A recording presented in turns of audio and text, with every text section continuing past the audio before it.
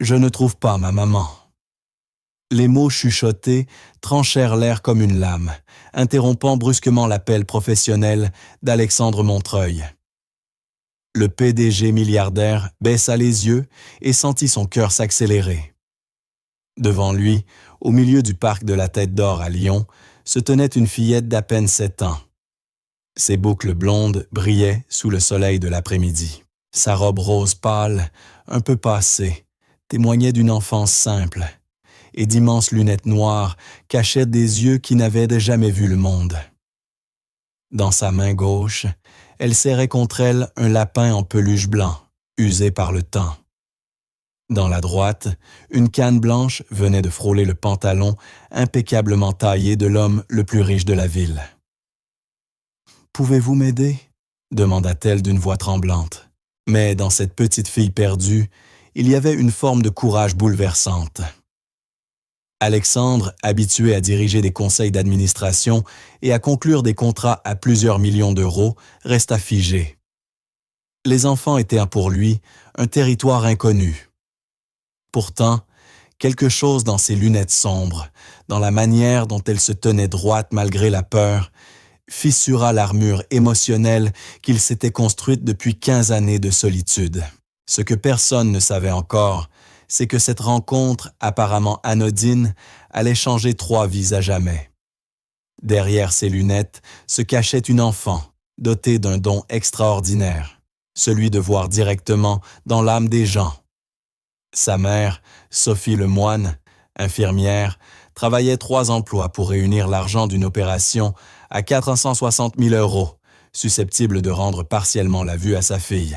Et l'homme le plus riche de Lyon allait bientôt découvrir que la vraie richesse ne se mesure pas en chiffres sur un compte en banque, mais dans l'amour d'une famille qu'il ignorait encore chercher. Mais avant cela, il devait simplement aider une petite fille perdue à retrouver sa maman. Le soleil de l'après-midi baignait le parc de la Tête d'Or d'une lumière dorée, tandis qu'Alexandre Montreuil suivait l'allée sinueuse, ses chaussures italiennes claquant doucement sur le gravier. Son polo gris épousait ses épaules larges, parfaitement ajustées à sa silhouette athlétique. Le poids familier de sa Patek Philippe se faisait sentir à son poignet, tandis qu'il portait son téléphone à l'oreille.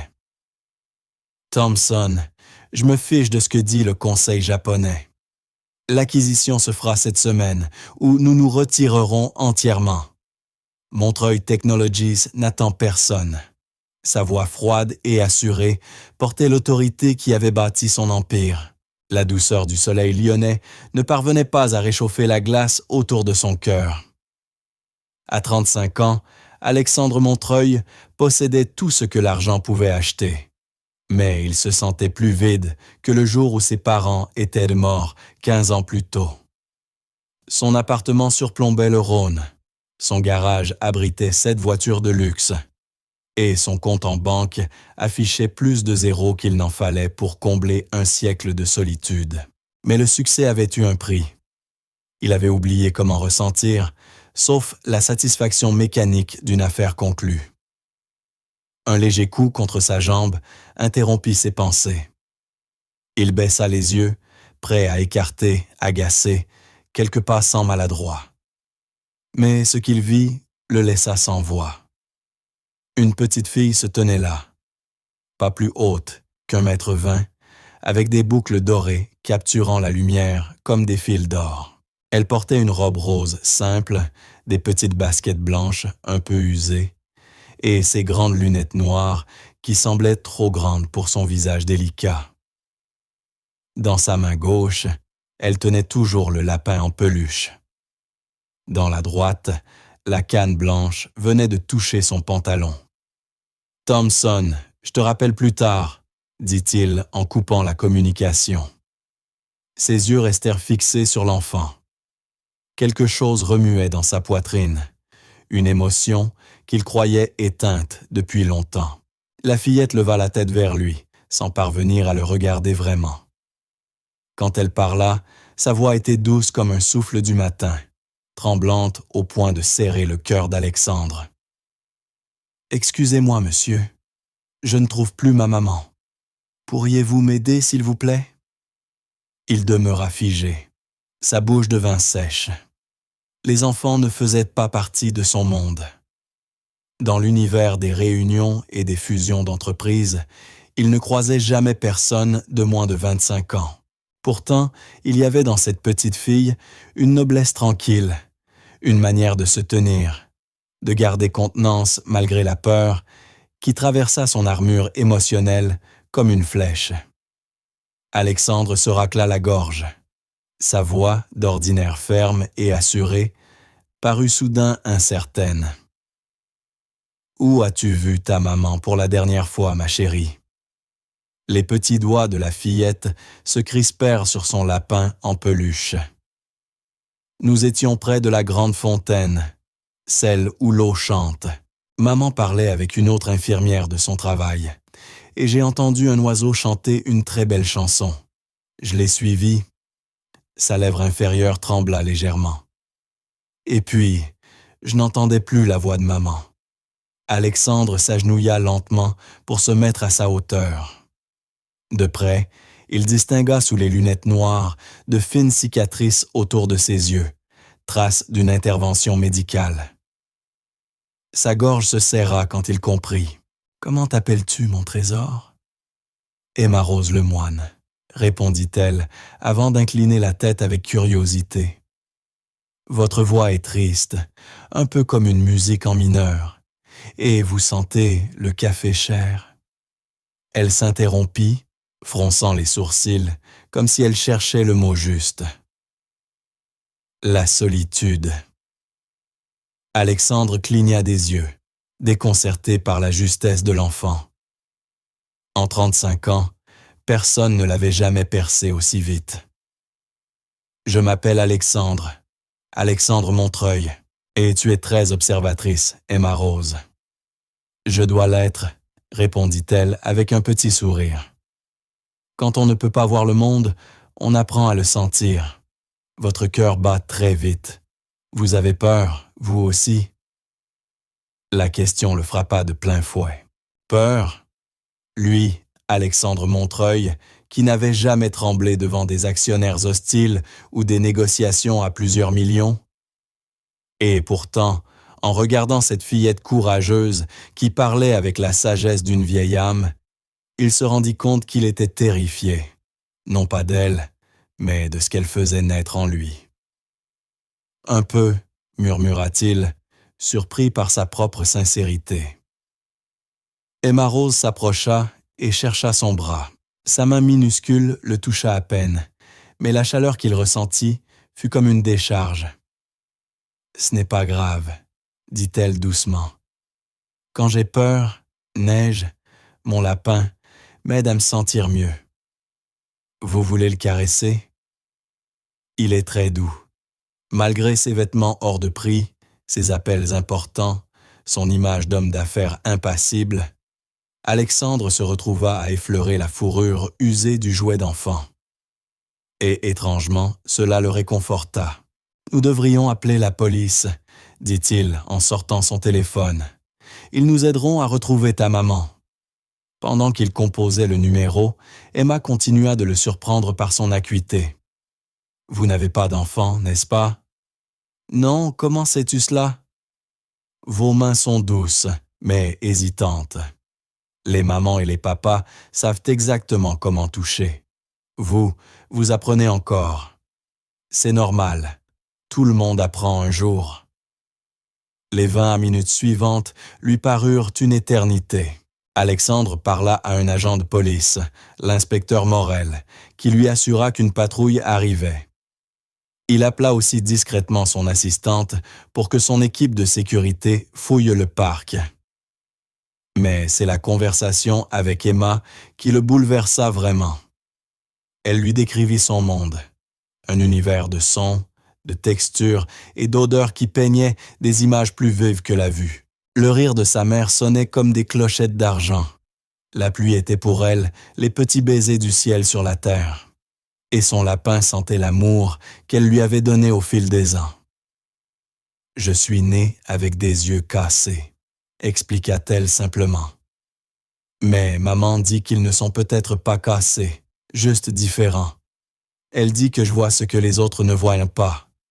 Comme quoi? Demanda Alexandre, captivé. Comme votre tristesse. Elle n'est pas seulement dans votre voix, elle est tout autour de vous, comme un nuage gris. Mais dessous, il y a autre chose, quelque chose de chaud, qui dort depuis très longtemps. Avant qu'ils ne puissent répondre, des pas précipités résonnèrent derrière eux. Il se retourna et vit une jeune femme courir vers eux, les cheveux blonds flottant comme un drapeau. Même de loin, il distingua la panique sur ses traits délicats et la blouse verte froissée par la course. « Emma, mon Dieu, Emma !» cria-t-elle. La femme tomba à genoux et serra l'enfant dans ses bras. Sa voix se brisa. « Mon bébé, j'ai eu si peur. Je t'ai cherché partout. »« Je suis désolée, maman. J'ai entendu le bel oiseau et j'ai oublié de rester près de toi. » La voix d'Emma était étouffée contre son épaule, ses petits bras autour du cou maternel.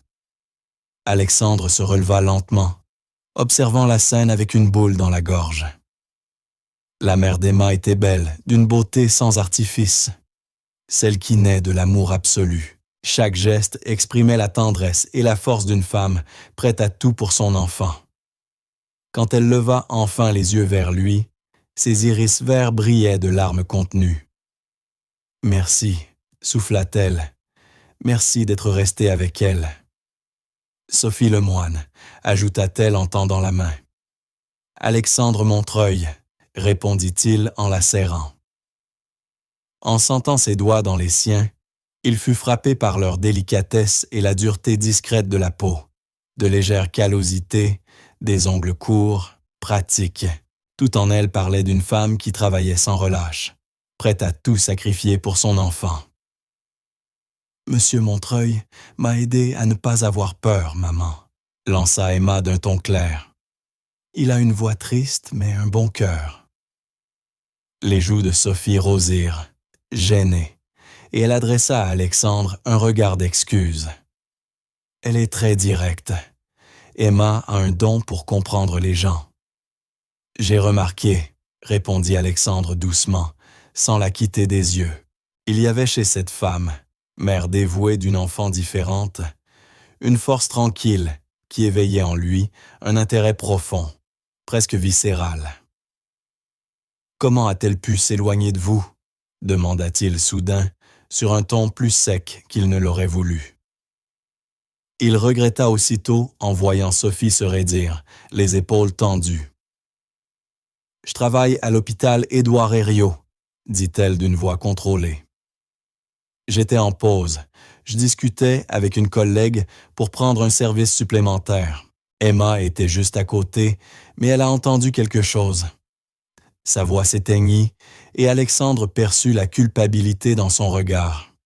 « Les oiseaux chantent très fort ici, » dit innocemment Emma, inconsciente de la tension. « Maman travaille beaucoup pour s'occuper de moi. Parfois, elle doit travailler même ses jours de repos. » Ces mots frappèrent Alexandre en plein cœur. Cette femme s'épuisait pour survivre, pendant que lui dépensait en un dîner ce qu'elle gagnait en un mois. « Je peux vous ramener chez vous ?» proposa-t-il spontanément. « Ma voiture est juste là. »« C'est très gentil, mais nous prendrons le tram, » répondit Sophie avec un sourire poli, mais ferme. Elle souleva Emma dans ses bras. « Merci encore de vous être occupé d'elle, monsieur Montreuil. Dis au revoir, Emma. » Dans les bras de sa mère, la fillette tendit la main vers lui.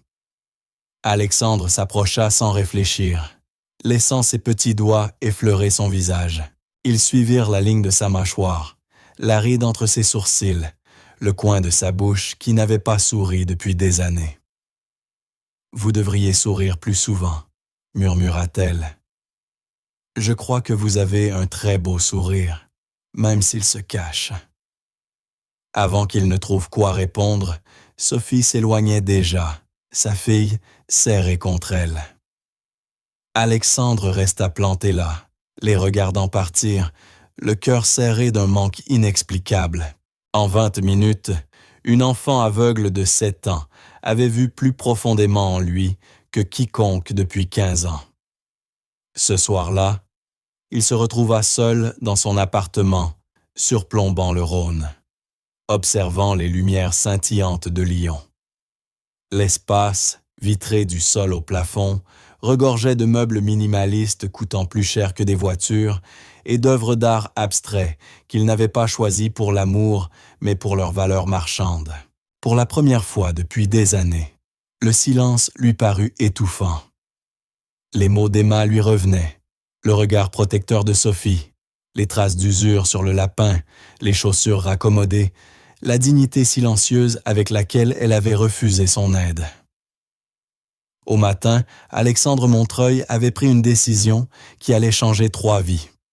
« Je veux tout savoir », dit-il à Marc Weber, son chef de la sécurité, dans son bureau le lundi suivant.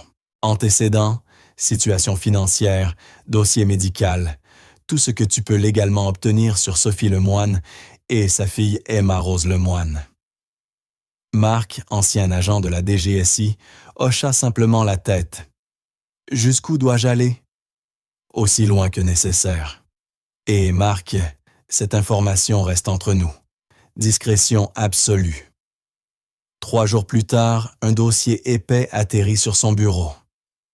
Ce qu'il lut glaça Alexandre, un mélange d'admiration et de colère. Sophie Lemoine, 28 ans, avait été étudiante en soins infirmiers à l'Université de Lyon quand elle était tombée enceinte.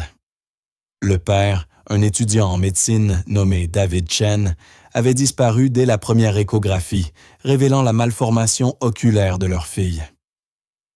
Sophie avait quitté ses études, travaillé à 3 emplois pendant sa grossesse et subvenait seule aux besoins d'Emma depuis sa naissance.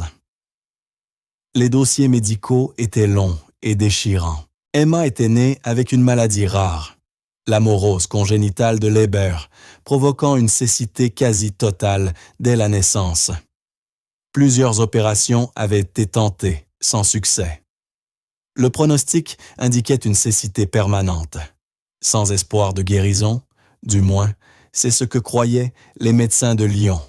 Les mains d'Alexandre tremblèrent en poursuivant sa lecture. Au fond du dossier figurait une note écrite, 2 ans plus tôt, par un spécialiste de Zurich. Un protocole expérimental de thérapie génique, mis au point en Allemagne, montrait des résultats prometteurs chez les enfants atteints du même trouble qu'Emma. Le taux de réussite ne dépassait pas 60% et le coût était vertigineux. Environ 460 000 €, non pris en charge par la sécurité sociale. En bas du dossier financier de Sophie, il trouva ce qu'il cherchait. Elle était inscrite depuis 2 ans sur la liste d'attente d'une fondation médicale, susceptible de financer l'opération, mais plus de 300 familles la précédaient. Alexandre referma le dossier et regarda par la baie vitrée de son bureau, observant les rues animées de Lyon. Au loin se dressait l'hôpital Édouard Herriot, où Sophie enchaînait les gardes pour payer un petit appartement dans un quartier modeste. Elle menait un combat perdu d'avance, sacrifiant tout pour sa fille, avec un amour qui força le respect. Ce soir-là, Alexandre fit quelque chose qu'il n'avait pas fait depuis 15 ans. Agir par pur élan du cœur. L'unité pédiatrique de l'hôpital contrastait radicalement avec les couloirs froids de ses bureaux. Des dessins d'animaux couvraient les murs et des rires d'enfants résonnaient dans chaque pièce. En costume sur mesure, badge de visiteur en main, il se sentait étranger et nerveux comme à son premier conseil d'administration. « Puis-je vous aider ?» demanda une infirmière en le voyant. « Je cherche Sophie Lemoine. Je crois qu'elle travaille ici. »« Et c'est à quel sujet ?» demanda-t-elle méfiante. Avant qu'il ne réponde, une voix familière le figea. Le monsieur à la musique triste. Emma Rose était assise dans la salle d'attente des enfants, sa canne blanche posée près de sa chaise et son lapin serré contre elle. Elle tourna la tête vers lui avec une précision infaillible, un grand sourire illuminant son visage. Alexandre sentit un sourire sincère naître sur ses lèvres, le premier depuis des années. « Bonjour Emma Rose, que fais-tu ici? » « Maman devait travailler tard. Madame Rodriguez s'occupe de moi, » dit-elle en désignant une vieille dame brune qui tricotait dans un coin. « Tu es malade? C'est pour ça que tu es à l'hôpital? » « Non, ma chérie, je suis venue te voir, toi et ta maman. »« Votre musique sonne différemment aujourd'hui, » répondit-elle en penchant la tête. Moins triste, plus curieuse. Avant qu'il ne puisse sourire à son intuition désarmante, Sophie apparut à la porte du service. Son visage passa de la surprise à la méfiance fatiguée. « Monsieur Montreuil, que faites-vous ici? » Elle semblait épuisée. Ses cheveux relevés à la hâte, sa blouse froissée, des cernes profonds sous les yeux. « Je voulais savoir comment vous alliez toutes les deux, » dit-il simplement. « Maman, est-ce que Monsieur Montreuil peut dîner avec nous? » demanda Emma. Madame Rodriguez a préparé trop de riz espagnol. Et tu dis toujours que le repas est meilleur quand on partage. Les joues de Sophie rosirent. Emma, Monsieur Montreuil a sûrement mieux à faire. En réalité, coupa Alexandre doucement, je ne vois pas d'endroit où je préférerais être. L'appartement modeste du quartier de la Guillotière était à 1000 lieues du penthouse d'Alexandre, mais il s'y sentit plus à sa place que nulle part ailleurs depuis des années. Le salon tenait lieu d'aire de jeu, des jouets soigneusement rangés pour qu'Emma puisse tout reconnaître au toucher, des meubles d'occasion entretenus avec soin, des photos de l'enfant à chaque âge, toujours souriante, toujours lumineuse malgré sa cécité. Le riz de Madame Rodriguez était délicieux, et Alexandre se surprit à se détendre, tandis qu'Emma racontait sa journée à l'école pour enfants malvoyants, ses leçons de braille et son rêve d'avoir un chien guide. Emma a été acceptée dans un programme spécial, dit Sophie en rangeant la table. Une école à Marseille pour aider les enfants aveugles à devenir autonomes. C'est formidable, répondit Alexandre, notant l'ombre qui passa dans son regard.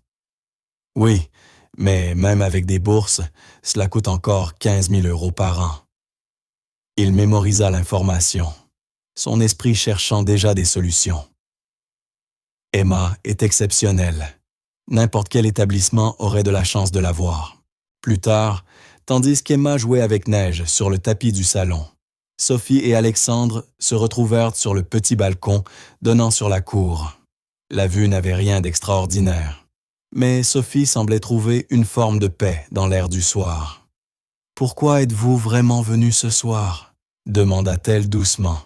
Alexandre resta silencieux un long moment, observant Emma à travers la porte vitrée.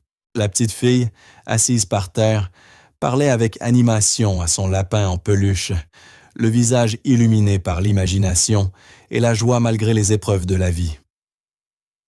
J'ai passé les 15 dernières années à bâtir un empire, finit-il par dire. J'ai tout ce qu'un homme pourrait désirer. Et pourtant, je suis l'être le plus seul que je connaisse. Puis j'ai rencontré votre fille, et en 20 minutes, elle a vu droit dans mon âme. Je ne peux pas m'empêcher de penser à vous deux. Sophie se tourna vers lui, ses yeux verts cherchant les siens. Monsieur Montreuil. Alexandre, s'il vous plaît. Alexandre, j'apprécie votre gentillesse, mais vous devez comprendre quelque chose.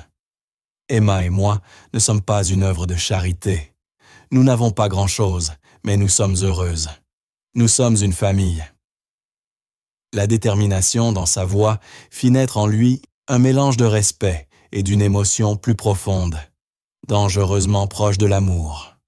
« Je le vois, » murmura-t-il. « Je vois à quel point vous l'aimez, à quel point vous vous battez pour elle. Je ne suis pas ici par pitié, Sophie. Je suis ici parce que vous et Emma avez réveillé en moi quelque chose que je croyais mort avec mes parents il y a 15 ans. » Avant qu'elle ne réponde, la voix d'Emma résonna depuis le salon. « Maman, monsieur Alex, venez voir ce que Neige veut vous montrer. » Ils la trouvèrent assise en tailleur, tenant son lapin en l'air comme si elle l'écoutait. « Neige dit qu'une tempête arrive, » annonça-t-elle gravement. « Les grosses tempêtes rendent l'air lourd et électrique. Il faut fermer les fenêtres. » À peine avait-elle parlé que le tonnerre gronda au loin. Alexandre regarda dehors. Des nuages noirs s'amoncelaient à l'horizon, alors que la météo annonçait un ciel clair. « Comment fait-elle ça ?» murmura-t-il. « J'ai cessé de questionner l'intuition d'Emma depuis longtemps, » répondit Sophie. « Elle ne se trompe jamais sur le temps. » Pour preuve, de grosses gouttes de pluie frappèrent aussitôt les vitres. En quelques minutes, l'averse devint un déluge. Moins d'une heure plus tard, le parking de l'immeuble était inondé et l'eau commençait à s'infiltrer sous la porte du rez-de-chaussée. « C'est la première fois que ça arrive, » dit Sophie en panique, plaçant des serviettes pour ralentir le flot. « Les canalisations doivent être saturées. » Alexandre était déjà au téléphone. « Jennifer, j'ai besoin d'une équipe à la rue Saint-Jean, appartement 3B. Dégâts des eaux, urgence. » Il s'interrompit en voyant Sophie tenter désespérément de sauver les livres en braille d'Emma. « Non, laisse tomber ça. Envoie plutôt une équipe de déménageurs. »« Alexandre, que faites-vous ?»« Je vous propose de venir loger chez moi le temps de régler tout ça, » répondit-il fermement. « Ma maison est immense, et Emma ne sera pas en sécurité ici avec toute cette eau. Nous ne pouvons pas abuser de votre hospitalité. »« Maman, » interrompit la petite, sa voix perçant le bruit de la pluie. L'eau fait un bruit en colère. Neige a peur. Elle montra son lapin, dont la fourrure commençait à être trempée. Cela suffit à convaincre Sophie. 2 heures plus tard, les déménageurs d'Alexandre avaient emballé leurs affaires essentielles, et tous trois traversèrent les rues, inondées de lions dans le SUV d'Alexandre. Emma, à l'arrière, écoutait la pluie tambouriner sur les vitres et posait 1000 questions. « Ta maison est grande ?»« Assez grande, » répondit Alexandre, minimisant la vérité. « Elle sent la tristesse, comme toi ?» Sophie s'apprêta à gronder sa fille, mais Alexandre leva la main. « Ce n'est pas grave. » « Et oui, sans doute qu'elle sent la tristesse. »« Ce n'est pas grave, » répondit Emma d'un ton sérieux. « Maman et moi, on est très fortes pour rendre les endroits plus heureux. » La demeure Montreuil s'étendait sur 2 hectares face à la Méditerranée, dissimulée derrière un portail et des jardins taillés avec précision. La maison, toute de verre et d'acier, était un chef-d'œuvre moderne, symbole de richesse, mais dénué de chaleur.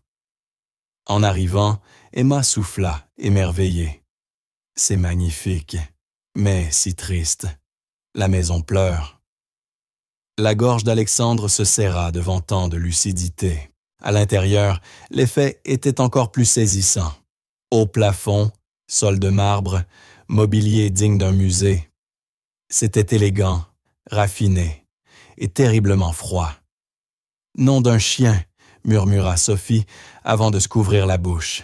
« Pardon, ce n'était pas voulu. »« Ce n'est rien, » répondit Alexandre en riant pour de bon. J'ai eu exactement la même réaction la première fois que mon décorateur m'a montré les plans. Pendant ce temps, Emma avait commencé son exploration. Elle se déplaçait prudemment, mais avec assurance, sa canne tapotant le marbre tandis qu'elle dessinait mentalement la carte de la maison. Ses doigts frôlaient les meubles luxueux, les œuvres d'art et les objets décoratifs méticuleusement disposés. « Tout est très joli, » dit-elle poliment. « Mais où gardez-vous vos choses heureuses ?» Alexandre cligna des yeux. « Mes choses heureuses ?» « Oui, les photos des gens que vous aimez, les choses qui vous font sourire, les cadeaux de vos amis. » Le front d'Emma se plissa. « Vous n'avez pas de choses heureuses ?» La question le frappa comme un coup physique. En regardant autour de lui à travers la candeur de l'enfant, il comprit qu'elle avait raison. Tout était magnifique, coûteux et totalement vide de sens personnel. Je n'ai pas eu de choses heureuses depuis très longtemps, admit-il doucement. Emma s'approcha et trouva sa main avec une précision instinctive. Ce n'est pas grave. On peut vous aider à en trouver. Cette nuit-là, allongé dans son immense lit, Alexandre écouta le murmure des voix qui venaient du couloir. Sophie lisait une histoire à sa fille, leur voix résonnant dans la maison vide comme une chanson dans une cathédrale. Pour la première fois depuis 15 ans, la demeure Montreuil semblait pouvoir devenir un foyer. Le lendemain matin, Alexandre fut réveillé par des sons qu'il n'avait jamais entendus chez lui. Des rires, de l'eau qui coule, le bruit des assiettes. Enfilant un peignoir, il descendit et trouva sa cuisine méconnaissable. Sophie se tenait près du four, la lumière du matin dorant ses cheveux blonds. Elle portait l'une de ses chemises, bien trop grande pour elle, mais elle la rendait élégante sans effort. Emma, assise à l'immense îlot en marbre, mesurait les ingrédients avec application sous le regard attentif de sa mère. « Bonjour », dit Sophie, en lui souriant. Un sourire qui fit battre son cœur plus vite. « J'espère que ça ne vous dérange pas. Emma avait faim et j'ai pensé faire le petit déjeuner. »« On fait des crêpes », annonça fièrement Emma. Maman dit que les gens riches ne mangent pas souvent de crêpes parce qu'ils préfèrent la nourriture compliquée. « Emma !» s'exclama Sophie, les joues rouges. Alexandre éclata de rire. Un vrai rire, le deuxième depuis leur rencontre. « Ta mère a sûrement raison. En général, je prends juste un café et un sandwich commandé par mon assistante. Ce n'est pas un petit déjeuner, ça, répliqua Emma sérieusement. C'est juste du café avec de la tristesse à côté. » Ils prirent leur repas ensemble à la grande table de la salle à manger. Un meuble imposant qui n'avait jamais servi à un vrai repas de famille. Emma les fit rire en racontant ses histoires d'école. Son meilleur ami Marc, lui aussi aveugle, rêvait de devenir pianiste professionnel. Et sa maîtresse, Madame Patterson, lui avait appris que « différent » ne voulait pas dire « moins bien ». Madame Patterson dit que tout le monde a des super pouvoirs, expliqua Emma, le sirop dégoulinant sur son menton. Certains voient ou entendent très bien. Moi, mon super pouvoir, c'est de ressentir. Ressentir ? Demanda Alexandre, intrigué. Oui, je sens ce que les gens sont à l'intérieur. Par exemple, maman est souvent inquiète, mais elle fait semblant pour ne pas me faire peur. Et toi, tu es triste, mais gentil, comme une lumière chaude, coincée sous beaucoup de neige froide. Alexandre jeta un regard à Sophie, qui observait sa fille avec un mélange de fierté et d'inquiétude. « Emma a toujours eu une sensibilité incroyable, » murmura-t-elle. « Parfois, je crois qu'elle voit ce que nous ne voyons pas. » Après le petit déjeuner, Alexandre dut partir travailler, mais toute la journée, il resta distrait. Aucune réunion n'avait d'importance comparée à la pensée de Sophie et Emma dans sa maison, lui redonnant vie. Vers midi, il appela son assistante. « Jennifer, il faut arranger quelque chose. Il y a une petite fille aveugle chez moi. Je veux que la maison soit adaptée pour elle. »« Quel genre de changement ?» demanda-t-elle. « Aucune idée. Trouver des spécialistes. Installer des rampes, des textures au sol, tout ce qu'il faut pour qu'elle se sente à l'aise. Peu importe le coût. » Le soir, il retrouva sa maison à nouveau transformée. Sophie et Emma avaient insufflé de la chaleur à ce lieu figé. Les jouets d'Emma parsemaient le salon. Ses livres en braille étaient rangés sur la table basse. Une odeur de cuisine flottait dans l'air et une musique douce sortait du système audio.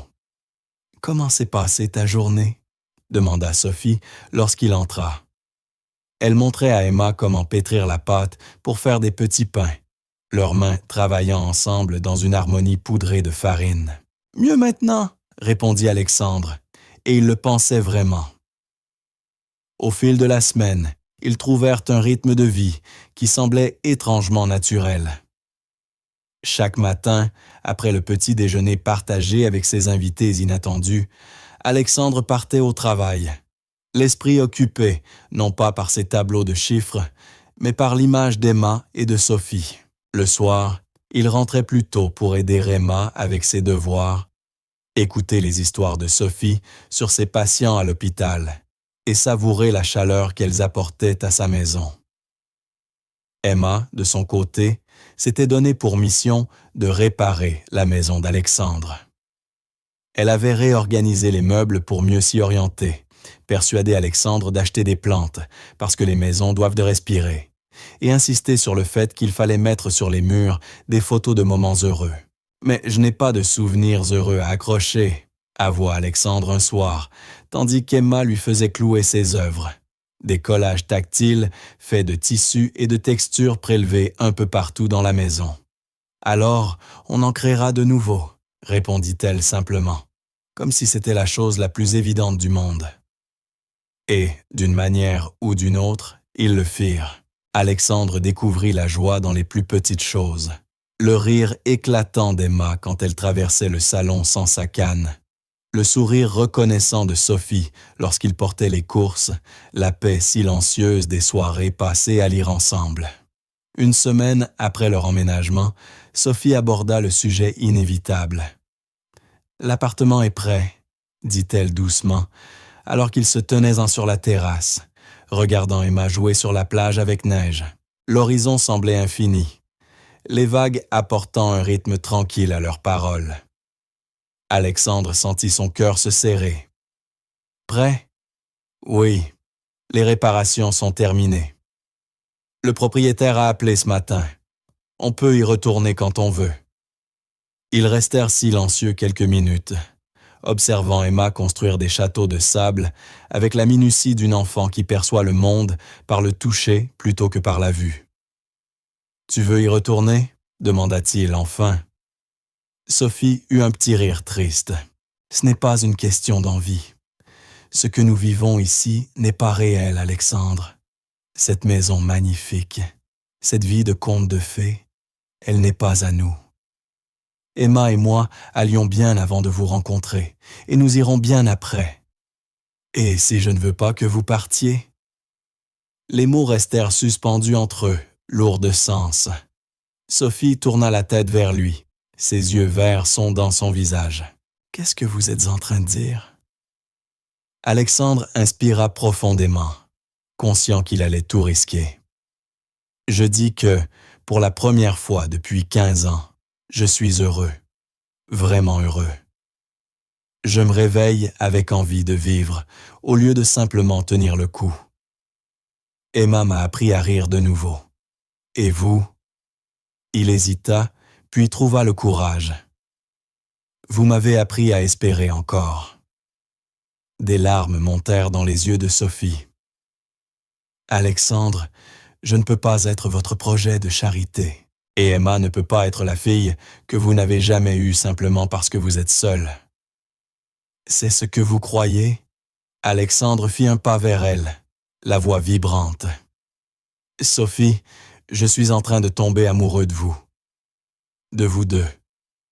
Pas par pitié, ni par solitude, mais parce que vous et Emma m'avez montré ce que c'est que de vivre vraiment. » Avant qu'elle ne réponde, la voix d'Emma les appela depuis la plage. « Maman, monsieur Alex, venez voir ce que Neige a trouvé. » Ils descendirent et la virent agenouillée dans le sable, ses petites mains palpant un objet avec soin. « C'est un coquillage, » dit-elle avec excitation. « Mais il est différent des autres. Il a des bosses et des spirales. Touchez. » Elle attrapa la main d'Alexandre et la guida sur la surface du coquillage, traçant les reliefs. Neige dit qu'il est spécial, parce qu'il est beau d'une façon que seules certaines personnes peuvent ne comprendre. Alexandre contempla le coquillage, une simple conque polie par les vagues, marquée de lignes uniques, et pensa à Emma elle-même, différente, mais extraordinaire.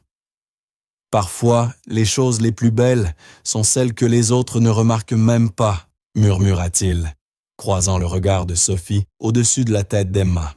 Ce soir-là, après qu'Emma se fut endormie, Sophie retrouva Alexandre dans son bureau, regardant la mer argentée sous la lune. « Oh, il faut que vous compreniez quelque chose, » dit-elle calmement en s'asseyant en face de lui. « Emma est tout pour moi. Chaque décision que je prends, chaque effort que je fais, c'est pour elle. »« Je le sais, » répondit-il doucement. « C'est d'ailleurs ce que j'aime le plus chez vous. » Le souffle de Sophie se suspendit à l'entente du mot « aimer ». « Vous nous connaissez à peine. Je sais qu'Emma n'a jamais rencontré quelqu'un qu'elle n'a pas su toucher avec sa gentillesse. Je sais que vous travaillez à vous épuiser pour lui offrir une vie meilleure, et que malgré tout, vous trouvez encore la force de lui lire des histoires chaque soir. Je sais que vous voyez le monde d'une façon qui me donne envie d'être un homme meilleur. » Alexandre se leva et marcha jusqu'à la fenêtre, les mains croisées dans le dos. Je sais aussi qu'Emma a besoin d'une opération qui pourrait lui rendre partiellement la vue, et que vous êtes sur liste d'attente depuis 2 ans pour obtenir le financement. Sophie se figea. « Comment savez-vous cela ?» Alexandre se retourna, le visage doux mais grave. « Parce que j'ai mené une enquête sur vous. » La gifle claqua sur sa joue avant qu'il n'ait le temps de réagir. Sophie se tenait devant lui, haletante de colère et de trahison. « Comment osez-vous » murmura-t-elle. « Comment osez-vous violer notre intimité de cette manière ?»« Sophie, je t'en prie. »« Non !» Elle recula vers la porte. « J'aurais dû m'en douter. Les riches pensent que tout s'achète, même la vie et les secrets des autres. » « Ce n'est pas ça !» protesta Alexandre, désespéré. « Je voulais aider. Nous n'avons pas besoin de votre aide. » Sa voix se brisa. « Nous allions bien avant que vous arriviez, et nous irons bien après votre départ. Emma, viens, on s'en va. » 20 minutes plus tard, Alexandre était debout dans son allée, regardant Sophie charger leurs quelques affaires dans un taxi. Emma, assise à l'arrière, serrait Neige contre elle, confuse face à l'atmosphère tendue. « Pourquoi on part, maman ?» demanda-t-elle pendant que Sophie attachait sa ceinture. « Je croyais qu'on était heureuse ici. »« Parfois, le bonheur ne dure pas, ma chérie, » répondit doucement Sophie, sans croiser le regard d'Alexandre. Le taxi démarra et Emma colla son visage à la vitre arrière pour lui faire un dernier signe de la main.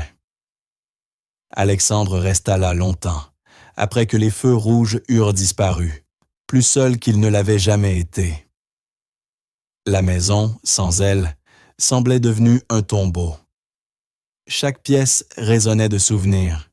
Le rire d'Emma dans la cuisine, la voix douce de Sophie chantant depuis la salle d'amis, le murmure des histoires du soir. Incapable de dormir, il passa ses nuits dans son bureau à fixer la mer, se demandant comment il avait pu détruire la plus belle chose qui lui soit arrivée. 3 jours s'écoulèrent dans un brouillard de remords. Il allait au travail sans conviction. Puis Marcus Weber frappa à la porte de son bureau, un dossier à la main. « Le dossier Sorel, » dit-il en le posant. « Je t'avais dit de clore cette enquête. C'est fait, mais tu devrais savoir quelque chose. Sophie a pris des gardes supplémentaires dans 2 hôpitaux cette semaine. Elle travaille 18 heures par jour. » Alexandre redressa la tête. « Pourquoi ?» Apparemment, une place s'est libérée pour l'opération de sa fille, mais il faut payer une avance de 50 000 € dans les 72 heures. Sinon, la place ira à une autre famille. Alexandre fut debout avant la fin de la phrase. « Combien a-t-elle réuni ?» D'après mes sources, peut-être 15 000. Elle essaie d'obtenir un prêt, mais avec ses revenus et son crédit, c'est mal engagé. Alexandre attrapa sa veste. « Annule toutes mes réunions pour la semaine. » « Alexandre, » appela Marcus, alors qu'il franchissait la porte. « Hélas, c'était très clair. Elle ne veut pas de ton aide. Alors je trouverai un autre moyen. » Le plan qui germa dans son esprit était risqué, mais il n'avait plus le choix. Pendant 24 heures, il fit des appels, mobilisa ses contacts et utilisa chaque faveur accumulée en 15 ans de carrière. L'ADRE Elisabeth Hartmann, chef du service d'ophtalmologie pédiatrique à l'hôpital Saint-Charles de Marseille, fut surprise de recevoir l'appel d'un des plus grands chefs d'entreprise du pays. « Monsieur Montreuil, que puis-je faire pour vous? » « Docteur Hartmann, je crois que vous avez une patiente nommée Emma Sorel, approuvée pour une opération expérimentale. Je ne peux pas discuter des dossiers médicaux. Je ne vous le demande pas. Écoutez seulement ma proposition. » Alexandre prit une inspiration. « Je souhaite créer, via Montreuil Technologies, une fondation médicale, la Fondation Emma Sorel, pour la recherche en vision pédiatrique. Je suis prêt à la financer à hauteur de 5 millions d'euros pour commencer. » Un long silence suivit. « C'est très généreux, monsieur Montreuil, mais je ne comprends pas très bien. La Fondation attribuera des bourses aux enfants nécessitant des interventions ophtalmiques expérimentales que leurs familles ne peuvent pas payer. Emma Sorel sera la première bénéficiaire, anonymement bien sûr. Pour elle et sa mère, ce ne sera qu'un tirage au sort heureux. »« Et qui gagnez-vous » demanda la docteure. Alexandre regarda par la fenêtre de son bureau, pensant à une petite fille qui voyait le monde avec le cœur. La chance d'offrir un miracle à quelqu'un qui le mérite. 2 jours plus tard, Sophie, épuisée par son 3e double service consécutif, fut appelée dans le bureau de la Dre Hartmann. « Sophie, j'ai une nouvelle incroyable, » dit la médecin, rayonnante. « Emma a été sélectionnée pour une bourse médicale complète. L'opération, les soins, tout est pris en charge. Tout est entièrement pris en charge. » Les jambes de Sophie cédèrent et elle s'assit lourdement. « Quoi? Comment est-ce possible? » « Une nouvelle fondation vient d'être créée, » expliqua la Dre Hartmann. « La fondation Emma Rose Sorel pour la recherche en vision pédiatrique.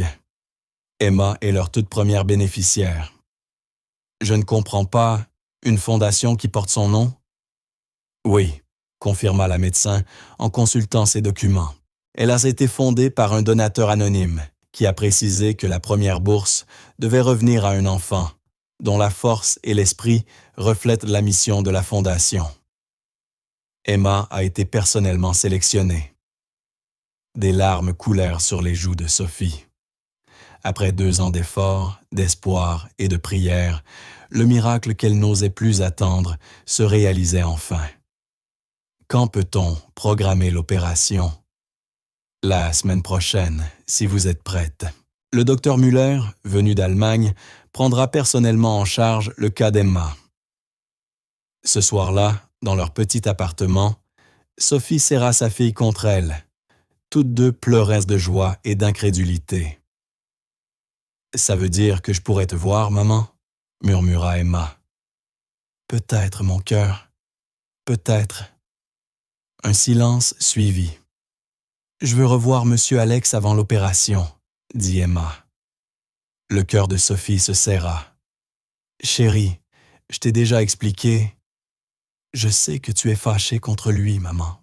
Mais je crois qu'il est triste à nouveau, encore plus qu'avant, et je crois qu'on doit lui pardonner. » « Emma, c'est compliqué. »« Non, ce n'est pas compliqué, » répondit-elle d'un ton calme, bien trop sage pour son âge. « Il a fait une bêtise parce qu'il voulait nous aider. Parfois, les adultes se trompent quand ils aiment quelqu'un. C'est toi qui me l'as appris. » L'opération fut fixée au mardi suivant. Tandis que Sophie remplissait les formulaires préopératoires, ses pensées revenaient sans cesse vers Alexandre. Malgré la colère qu'elle ressentait encore pour son intrusion dans leur vie, elle ne pouvait nier qu'il les avait profondément changés. Pas seulement à cause de cette mystérieuse fondation qui portait le nom d'Emma. De son côté, la petite ne cessait de parler de lui, convaincue qu'il était lié à ce miracle, bien que Sophie ait soigneusement évité de confirmer ses soupçons. La veille de l'opération, elle finit par passer le coup de fil qu'elle repoussait depuis des jours. « Montreuil Technologies, ici Jennifer. Je souhaiterais parler à Alexandre Montreuil. C'est Sophie Sorel. » Un silence, puis Un instant, je vous le passe. La voix d'Alexandre résonna presque aussitôt, haletante, pleine d'espoir. Sophie, Emma veut te voir, dit-elle simplement. Avant l'opération, demain. Un silence tendu s'installa. Es-tu sûr? Non, je ne suis plus sûr de rien. Mais Emma, elle, l'est. Et pour l'instant, ça suffit. Ce soir-là, Alexandre arriva à l'hôpital Saint-Charles, un sac cadeau à la main et une nervosité inhabituelle sur le visage. Emma l'attendait dans la salle préopératoire, l'intervention prévue à l'aube. « Monsieur Alex » s'exclama-t-elle dès qu'elle reconnut sa voix. « Tu es venu ?»« Bien sûr que je suis venu, » répondit-il doucement en s'asseyant près de son lit. « Comment te sens-tu, petite courageuse ?»« J'ai peur, mais je suis excitée, » avoua-t-elle. « Dr Hartmann dit que je pourrais peut-être voir des formes et des couleurs. »« Pas tout, mais un peu. »« C'est merveilleux, » dit Alexandre, la voix serrée. Emma chercha sa main. « J'ai quelque chose pour toi. » Elle sortit un petit objet de sous son oreiller, un bracelet tressé de fils colorés. « Je l'ai fait pour toi.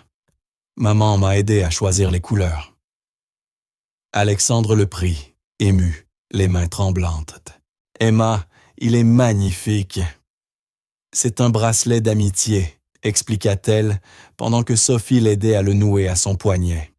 « Comme ça, même quand on ne sera pas ensemble, tu sauras que quelqu'un pense à toi. » Alexandre dut ravaler plusieurs fois son émotion avant de parler. « Moi aussi, j'ai quelque chose pour toi. » Il sortit une petite boîte du sac, un pendentif en argent en forme de note de musique. « C'est superbe !» souffla Sophie en admirant le travail délicat. « Ah, il est creux !» expliqua Alexandre à Emma en lui guidant les doigts sur la forme. « Si tu le secoues doucement, il fait un petit son. J'ai pensé que ce serait comme ta musique à toi, que tu pourrais garder avec toi partout. » Emma fit tinter le pendentif et un son doux, pur, emplit la pièce. « On dirait le son de l'espoir », chuchota-t-elle. Quand l'heure des visites prit fin, Alexandre se leva pour partir. Mais Emma retint sa main. « Monsieur Alex, raconte-moi une histoire heureuse, d'après mon opération. » Alexandre se rassit, le regard brillant. « Il était une fois, » commença-t-il lentement, « une petite fille qui voyait le monde d'une façon que personne d'autre ne pouvait. Elle avait le don de trouver la beauté et la magie là où les autres ne les voyaient pas. « Comme moi ?» demanda Emma. « Exactement comme toi. Et un jour, poursuivit-il, cette petite fille rencontra un homme triste qui avait oublié comment être heureux. Elle lui apprit que les choses les plus importantes de la vie ne s'achètent pas, ne se vendent pas. Elles se partagent simplement entre les gens qui s'aiment. » Emma esquissa un sourire ensommeillé. « Et après ?» demanda-t-elle, la voix déjà voilée par le sommeil. Alexandre jeta un regard à Sophie, qui écoutait, les larmes aux yeux. Après, la petite fille eut une opération magique qui lui permit de voir le monde autrement. Et l'homme triste découvrit que le vrai bonheur vient d'aimer et d'être aimé en retour. « Et ils vécurent heureux pour toujours ?» murmura Emma, à moitié endormie. « Ils vécurent avec amour pour toujours », corrigea doucement Alexandre. « C'est encore mieux, parce que l'amour dure toujours. » Dans le couloir, à la sortie de la chambre, Sophie et Alexandre restèrent un moment silencieux. « Merci, » dit-elle enfin. « Merci d'être venue. Cela comptait beaucoup pour elle. »« Sophie, il faut que tu saches. La fondation porte son nom. » « Inutile de le dire, » l'interrompit-elle. « Je ne suis pas idiote, Alex. Je sais que c'est toi derrière cette bourse. » Les épaules d'Alexandre s'affaissèrent. « Tu es en colère? »« Je devrais l'être. J'aimerais l'être, » dit-elle en regardant à travers la vitre. Emma dormirent paisiblement, serrant son collier contre elle. Mais je n'y arrive pas. Pas pour quelque chose qui pourrait donner à ma fille la chance de voir. Je n'ai jamais voulu te blesser, répondit Alexandre doucement. Je sais que j'ai tout mal fait, mais je ne pouvais pas rester sans rien faire et laisser Emma manquer cette opportunité à cause de l'argent. Sophie resta silencieuse un long moment. Pourquoi tiens-tu tant à nous? Alexandre plongea son regard dans le sien, un regard chargé d'une émotion si brute qu'elle en eut le souffle coupé. Parce que vous m'avez sauvé, toi et Emma. J'étais mort à l'intérieur, Sophie. J'avais tout et rien à la fois. Et je ne ressentais plus rien. Puis Emma m'a regardé, avec ses yeux sans lumière, et elle a vu directement mon âme. Elle a vu quelque chose à sauver, alors que moi, je ne le voyais plus. Il marqua une pause, puis dit simplement, « Sophie, je t'aime. Je vous aime toutes les deux, pas par pitié, ni parce que je suis seul, mais parce que vous me donnez envie d'être l'homme qu'Emma croit déjà que je suis. » Avant qu'elle ne puisse répondre, il se retourna et s'éloigna, la laissant seule dans le couloir, le cœur brisé et apaisé à la fois. L'opération dura 8 heures. Alexandre passa chacune de ces heures dans la salle d'attente, sans y être autorisé, mais Sophie ne lui demanda pas de partir. Le docteur Muller sortit enfin du bloc opératoire, épuisé, mais confiant. « L'intervention s'est très bien déroulée, annonça-t-il. Nous ne connaîtrons l'étendue de l'amélioration que dans quelques semaines, mais j'ai bon espoir. » « Elle pourra voir ?» demanda Sophie, sans se rendre compte qu'elle serrait la main d'Alexandre. « Une partie, oui. Environ 20 à 30% de vision normale. Elle distinguera les formes, les couleurs, les mouvements. Les visages seront flous, mais reconnaissables. Ce n'est pas parfait, mais c'est un grand progrès. » Quand Emma se réveilla quelques heures plus tard, les yeux bandés, elle demanda aussitôt son lapin-neige. Sophie et Alexandre se relayèrent pour lui lire des histoires, chanter et l'occuper pendant les longs jours de convalescence. 3 jours plus tard, le docteur Muller jugea le moment venu d'enlever les bandages. « Emma, souviens-toi de ce que nous avons dit, » expliqua-t-il doucement. « Ta vision sera limitée, très floue au début. Il faudra du temps à ton cerveau pour apprendre à voir. » Emma hocha gravement la tête et serra la main de sa mère et celle d'Alexandre pendant que le médecin déroulait les pansements. Quand le dernier tomba, Emma cligna lentement des yeux, s'habituant à la lumière pour la première fois de sa vie. « Maman, » murmura-t-elle en se tournant vers la voix de Sophie. « Tu es toute floue, mais je te vois.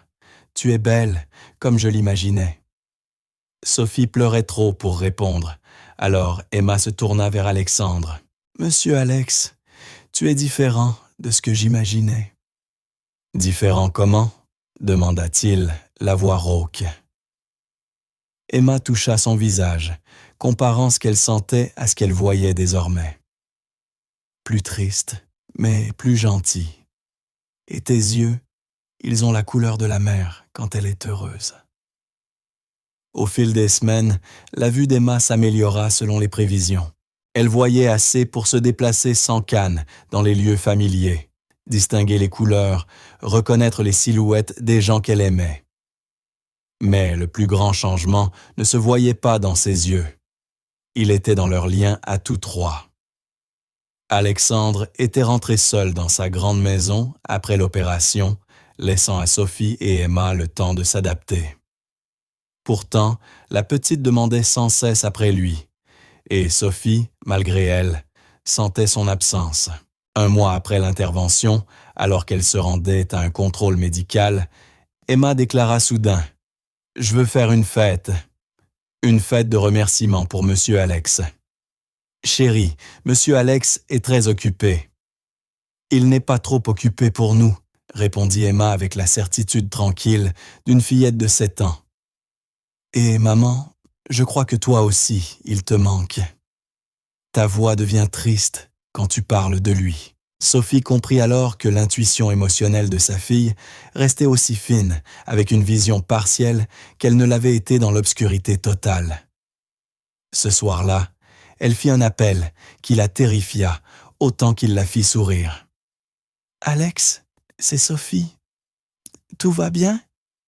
Emma? » « Elle va très bien. Mieux que bien. Alex, veux-tu venir dîner ce week-end?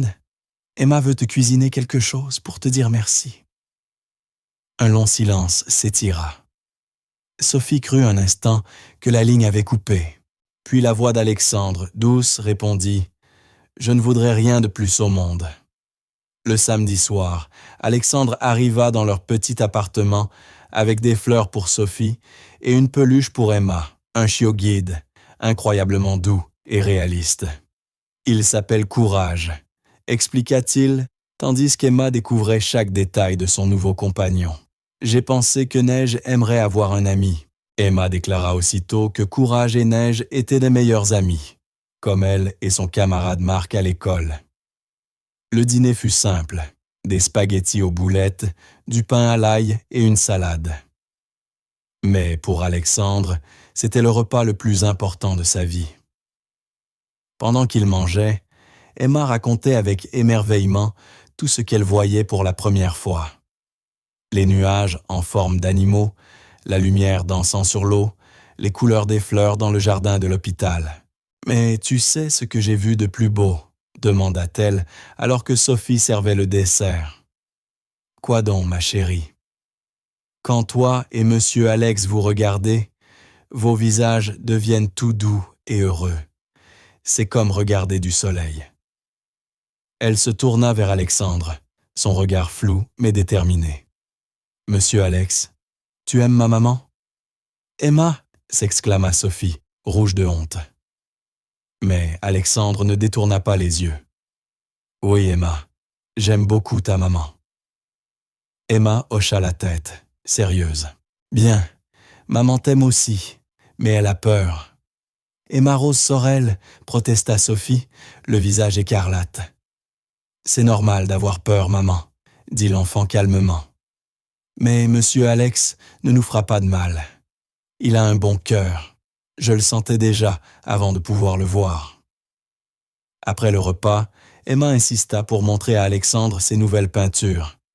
Des toiles pleines de couleurs, floues mais vibrantes. « Celle-là, c'est toi, » dit-elle en désignant un grand personnage en bleu et gris. « Tu étais triste quand je l'ai peinte, mais regarde. » Elle montra les tourbillons jaunes et dorés autour de la silhouette. C'est le bonheur qui essaye d'entrer.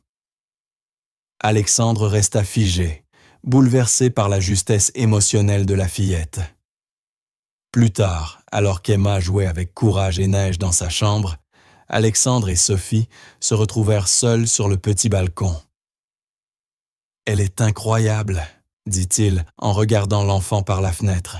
« L'opération a dépassé toutes nos espérances. »« L'opération que tu as payée, » murmura Sophie. « L'opération qu'elle méritait, » répondit-il simplement.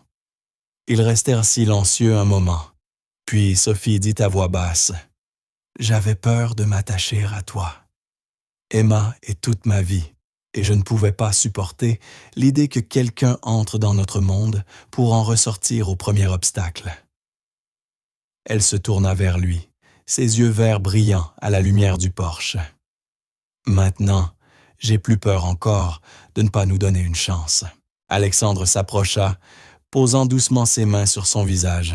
« Sophie, je ne peux pas promettre d'être parfait. J'apprends encore à faire partie d'une famille.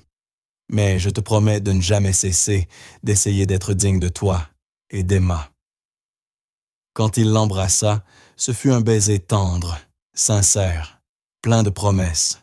Celui d'un homme qui avait enfin trouvé son foyer dans le cœur de deux êtres exceptionnels. « Ça veut dire que Monsieur Alex peut venir à ma pièce d'école la semaine prochaine ?» lança Emma depuis la porte, un sourire malicieux aux lèvres. « Emma, tu nous espionnais ?» rit Sophie. « Je voulais juste vérifier que vous étiez gentils l'un avec l'autre, » répondit-elle innocemment. « Et Courage pense que Monsieur Alex devrait venir vivre avec nous. Cet appartement est trop petit pour lui. Mais on pourrait peut-être retourner dans sa grande maison. 6 mois plus tard, c'est exactement ce qu'ils firent. Le domaine Montreuil fut transformé une seconde fois, cette fois pour toujours. Les peintures d'Emma ornaient chaque pièce, ses jouets parsemaient la maison, et les espaces autrefois froids avaient été remplacés par des coins chaleureux, faits pour vivre, pas pour impressionner. Alexandre demanda Sophie en mariage sur la plage derrière leur maison, avec Emma pour complice et porteuse des alliances. Le mariage fut intime, célébré au même endroit où leur amour avait commencé. Au bord de la mer, là où la lumière et le rire d'une petite fille avaient appris à un homme à voir le monde autrement. Emma, rayonnante dans une robe rose pâle et jouant le rôle de demoiselle d'honneur, avait volé la vedette en prononçant un petit discours. Parfois, les miracles se cachent sous la forme de gens tristes qui ont juste besoin qu'on les aime. 1 an plus tard, Alexandre était assis dans son bureau, travaillant sur les rapports trimestriels, tandis que les sons de la maison emplissaient l'air. Sophie fredonnait dans la cuisine en préparant le dîner. Emma, désormais âgée de 9 ans, jouait du piano dans le salon. Par les fenêtres ouvertes, on entendait le murmure de la mer. Emma apparut dans l'encadrement de la porte, plus assurée dans ses mouvements grâce à sa vision partielle. « Papa Alex », dit-elle. Elle avait commencé à l'appeler ainsi 6 mois après le mariage, et cela faisait toujours battre son cœur plus vite. « Maman dit que le dîner est prêt. »« J'arrive, ma chérie. » Emma fit demi-tour, puis se retourna soudain. « Papa Alex, tu es heureux maintenant ?» Alexandre contempla cet enfant extraordinaire qui avait bouleversé sa vie. Pensa à la femme dans la cuisine qui lui avait réappris à aimer, et sourit. Un vrai sourire, profond, sincère. Plus heureux que je n'aurais jamais cru possible. Emma rayonna. « Bien, parce que Neige et Courage pensent que tu devrais savoir que parfois, les plus beaux cadeaux arrivent dans des paquets qu'on n'attendait pas. » Alexandre suivit sa fille jusqu'à la cuisine, où l'attendait sa femme, le dîner et les histoires de sa journée à l'hôpital.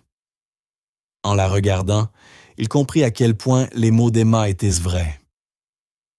Il avait passé 15 ans à bâtir un empire, à accumuler fortune et pouvoir, sans comprendre que tout cela ne valait rien sans quelqu'un pour le partager. Et c'est une petite fille perdue, aux yeux brisés mais au cœur immense, qui l'avait conduit au plus grand trésor de tous, une famille. Une famille unie non par le sang, mais par le choix, non par le devoir, mais par l'amour. Dans la cuisine, Sophie leva les yeux de la table qu'elle dressait et lui adressa ce sourire qui faisait encore battre son cœur plus fort. Emma bavardait déjà, racontant sa journée à l'école, ses yeux désormais capables de distinguer les visages de ceux qu'elle aimait.